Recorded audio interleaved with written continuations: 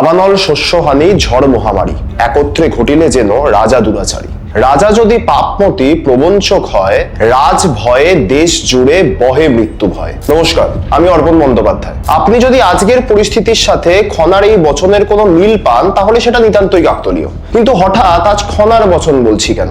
ধরুন এই বছরের 18ই জুলাই পশ্চিমবঙ্গে আসছিলেন দেশের প্রধানমন্ত্রী নরেন্দ্র মোদী রাজনৈতিক সভা করতে।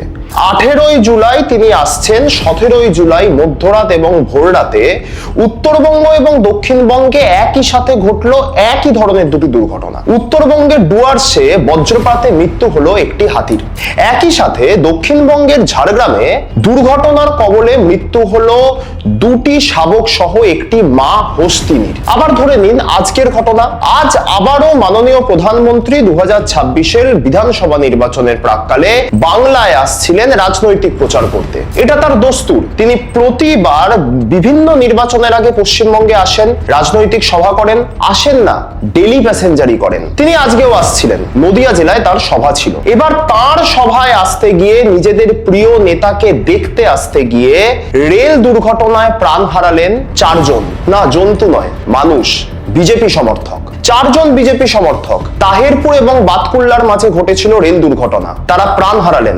আমরা ভেবেছিলাম মাননীয় প্রধানমন্ত্রী আসবেন এবং তিনি তার ওই 4 জন সমর্থকের পরিবারের উদ্দেশ্যে সাহায্যের কথা ঘোষণা করবেন। যখন গত বছর সারা বছর জুড়ে কার্যত ভারতবর্ষের বিভিন্ন প্রান্তে ভয়াবহ রেল দুর্ঘটনা হচ্ছিল, আমরা বারংবার আওয়াজ তুলেছিলাম, প্রতিবাদ জানিয়েছিলাম কেন্দ্রীয় রেল মন্ত্রীর বিরুদ্ধে, রেল মন্ত্রকের বিরুদ্ধে। কিন্তু স্বাভাবিকভাবেই ভারতীয় জনতা পার্টি পরিচালিত কেন্দ্রীয় সরকার সেই প্রতিবাদের আওয়াজে কর্ণপাত করেনি।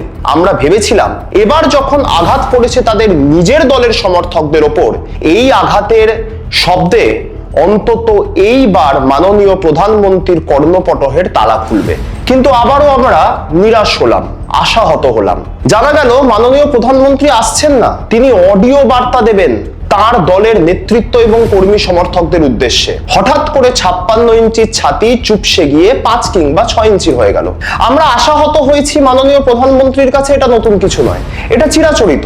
আমরা আশাহত হয়েছিলাম আমফানের সময়, আমরা আশাহত হয়েছিলাম করোনার সময়, আমরা আশাহত হয়েছিলাম 100 দিনের কাজ কিংবা আবাস যোজনার টাকা দেবার সময়, আমরা আশাহত হলাম এইবারও। কিন্তু আমাদের তীক্ষ্ণ নজর থাকবে মাননীয় প্রধানমন্ত্রীর বিভিন্ন ধরনের ঘোষণাগুলির দিকে। আমরা সেন দৃষ্টি রাখবো মাননীয় প্রধানমন্ত্রী তার দলের কর্মী সমর্থকদের এই দুর্ঘটনা প্রবণ মৃত্যুর জন্য তার কেন্দ্রীয় সরকারের রেল মন্ত্রকের বিরুদ্ধে কি পদক্ষেপ গ্রহণ করেন।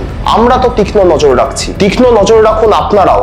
খনার বচনের সাথে আজকের এই পরিস্থিতির কোনো মিল পাচ্ছেন কিনা? যদি মিল পান তাহলে সিদ্ধান্ত নিন নির্বাচনের সময়।